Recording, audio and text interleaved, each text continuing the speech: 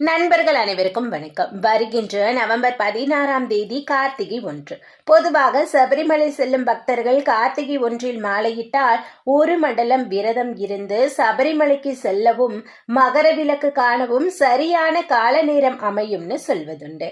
ஆனா உண்மை என்னன்னா, ஏன் இந்த கார்த்திகை 1 மாலை போடுறதுக்கு உகந்த நாளுன்னா, பந்தல மகாராஜா சபரிமலை சன்னிதானத்தை கட்டுறதுக்கு கால் நட்ட நாள் தான் இந்த கார்த்திகை 1.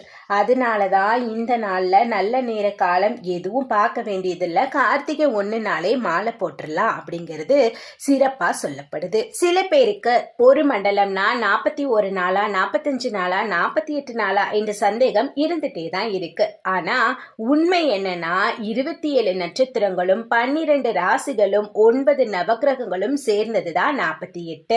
இதன் மூலமாக தான் 48 நாள் விரதம் இருக்கிறதுனால அனைத்து